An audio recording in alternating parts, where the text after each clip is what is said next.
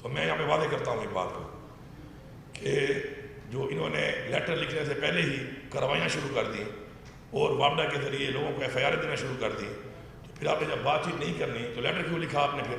اور اگر آپ نے لیٹر لکھ ہی دیا ہے اور آپ بات چیت کرنے کے موڈ میں ہیں تو پہلے آپ بات چیت کریں. اور میں بڑا کلیئر میسیج دے رہا ہوں آئی جی صاحب کو کہ جب تک ہماری یہ بات چیت نہیں ہوتی تو بالکل وابڈا کے کہنے کے اوپر اس وقت تک یہ جو ناجائز ایف آئی آر یہ لوگوں پہ کروا رہے ہیں اس کو نہ کیا جائے. اور قانونی طور پہ اگر کوئی چیز ایسی ہو بھی رہی ہے غیر قانونی تو اس کے لیے راستہ ہم نکالنے کو بھی تیار ہیں، بات کرنے کو بھی تیار ہیں، لیکن یہ کوئی طریقہ نہیں ہے جو انہوں نے اختیار کیا ہوا ہے. اور میں یہ بھی وعدے کرتا ہوں کہ مجھے آپ پہلے ڈیٹیل بھیجیں وہاں سے، جو منسٹر ہیں وہ مجھے بھیجیں وہاں سے کہ میرے صوبے میں اس وقت کتنے لاسز ہیں. میں ان کو اون کرتا ہوں، میں اپنی عوام کو اون کرتا ہوں. وہ جو لاسز ہیں جتنے بھی ہیں وہ لاسز پھر میں فیصلہ کروں گا کہ جو چوری کے حساب سے میرے لوگوں کے لاسز ہیں اگر بحیثیت صوبہ میں ان کو اون کرتا ہوں اور میں ان کو برداشت کرتا ہوں اور اپنے لوگوں کو ریلیف دینا چاہتا ہوں تو جو میرا 1510 ارب روپے آپ نے دینا ہے تو اس میں سے میں آپ سے کٹوتی کروا کر اپنے لوگوں کو ریلیف دینا چاہتا ہوں. آپ ہمارے ساتھ بیٹھیں اور بیٹھ کے بات کریں. یہ جو بدماشی کا آپ نے ایک وتیرہ اختیار کیا ہوا ہے یہ یہاں پہ نہیں چلے گی، یہ یہاں پہ نہیں چلے گی، نہ یہ برداشت کی جائے گی.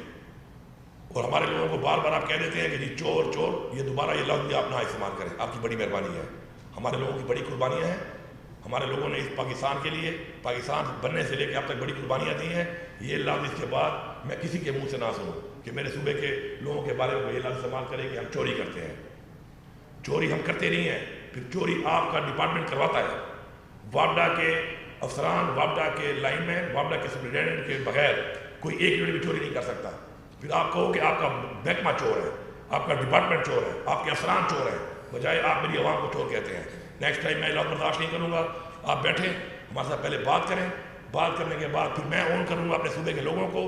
ان کی مجبوری ہے، مہنگائی ہے، لا اینڈ آرڈر کے مسائل کی وجہ سے مزید ہمارا صوبہ پیچھے گیا ہوا ہے. بہت سے ایریاز ہمارے ایسے ہیں کہ جن میں بہت زیادہ حالات خراب ہیں، کاروبار نہیں ہے وہاں پر. تو اگر میں ان کو اون کرنا چاہتا ہوں اور ان کی جگہ پہ میں پیسہ بھرنا چاہتا ہوں اور میں بھر سکتا ہوں اور آپ نے میرے پیسے دینے ہیں تو اس پہ پہلے بات کریں، بجائے اس طرح پرچے کاٹ کے میرے لوگوں کو اور میری پولیس کو دوبارہ آمنے سامنے نہ لائیں. بڑی مشکل سے جو آپ نے 9 مئی کے بعد درخواست یہاں پہ کی، ہمارا شکر ہے بہت ظرف ہے، ہم ظرف والے لوگ ہیں. ہماری پارٹی کا ورکر بھی عمران خان کی پالیسی کے مطابق ایک ظرف رکھتا ہے. بڑے ظرف سے ہم نے برداشت کیا، ہم آگے اس سسٹم کو چلا رہے ہیں. ہمیں مزید آپس میں کنفرنٹ کرا کے آپ اس طرف لے کے نہ جائیں. اس کے علاوہ جو حالات چل رہے ہیں اس وقت عمران خان کے کیسز کے اور جو بشرا بیگم کے حوالے سے جو ان کی صحت کے حوالے سے جو بات چیت کی جا رہی تھی اس کے اوپر جو اس وقت جو ٹیسٹ ہوئے اور ہم نے صبح خیر پختونخوا نے یہاں سے لیٹر لکھا کہ ہمیں بھی اجازت دیجیے، ہم ایک بورڈ بنا کے ٹیسٹ کرنا چاہتے ہیں، ہمیں اجازت نہیں دی گئی اس کی، جو بہت ہی بڑی زیادتی ہے. یہاں پہ عمران خان کی حکومت ہے، عمران خان کی پارٹی کی حکومت ہے اور ہمارا یہ فرض بنتا ہے کہ ہماری جو بشرا بیگم عمران خان صاحب کی جو بیوی ہیں ان کو اگر ہمیں تشویش ہے اس بات کے اوپر کہ ان کا علاج صحیح نہیں ہو رہا یا ان کی صحت کے حوالے تشویش ہے تو ہمارا یہ حق بنتا ہے کہ ایز اے حکومت ہم ان کا چیک اپ کروائیں. انہوں نے نہیں کرنے دیا، لیکن جو ٹیسٹ رپورٹ آئی ہے اس ٹیسٹ رپورٹ میں وہ بات ثابت ہوئی ہے کہ زخم موجود ہے. تو اس کے اوپر ہماری تشویش ہے. باقاعدہ ایک اور بورڈ بٹھایا جائے، اس چیز کو کلیئر کیا جائے.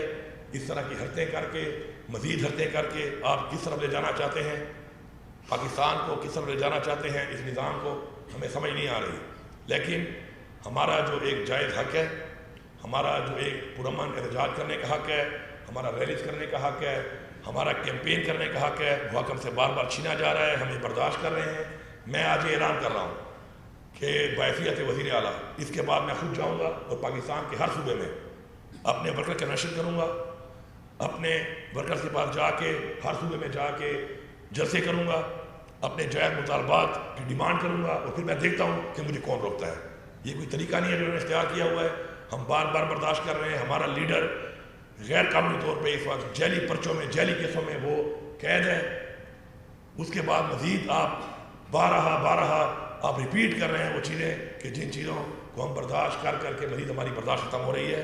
تو اس لیے بہتر ہے کہ آپ اپنا رویہ ٹھیک کریں، آپ لوگوں کی خدمت کی طرف فوکس کریں، پاکستان کو چیلنجز ہیں ان کی طرف فوکس کریں اور ہمیں بار بار نہ چھیڑیں، کیونکہ آپ ہمیں چھیڑیں گے بار بار اور غیر قانونی طور پہ، غیر آئینی طور پہ آپ یہ کام کریں گے تو پھر ظاہری بات ہے ہماری برداشت کی ایک حد ہے اور ہمارا ایک ظرف ہے. آپ اس ظرف کا فائدہ لے رہے ہیں. ہمیں مجبور نہ کریں کہ ہم پھر وہ اقدامات کریں. پھر جو اقدامات اگر ہم نے اٹھا لیے تو اتنے سکون سے پھر حکومت آپ بھی نہیں کر سکتے, کیونکہ آپ تو بغیر مینڈیٹ کے بیٹھے ہوئے ہیں. آپ کے پاس تو مینڈیٹ ہی نہیں ہے عوام کا. اور پھر بارہا جو آپ بار بار مہنگائی کا ایک طوفان لوگوں پہ ڈالی جا رہے ہیں, بار بار مہنگائی ہو رہی ہے, بجلی یہاں موجود نہیں ہے, روزگار نہیں ہے. تو جو حالات ملک کے آپ نے بنائے ہیں پچھلے PDM-1 کے تجربے میں, اس کے بعد ایک جو قائم مقام حکومت نے تباہیاں پھیری اس ملک کے اندر, اور اس کے بعد دوبارہ اب ایک اور PDM-2 کی شکل میں پھر ایک مینڈیٹ چور جو آ کے بیٹھ گئے ہیں فارم 47 کی حکومتیں. تو جو انہوں نے پاکستان کا حال کیا ہے تو اس حال کو مزید برداشت نہیں کیا جائے گا.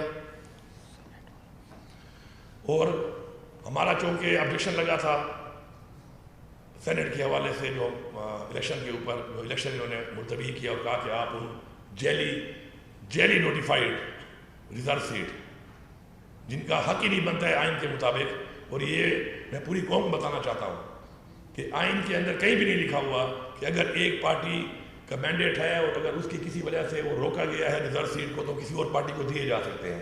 لیکن یہاں پہ چیف الیکشن کمشنر صاحب نے ایک دفعہ پھر جس طرح وہ آئین کے ساتھ کھلواڑ کر رہے ہیں, انہوں نے وہاں پہ ہماری سیٹیں اور پارٹیوں کو دے دی اور ساتھ کہہ دیا اس کے لیے قانون بنا لو.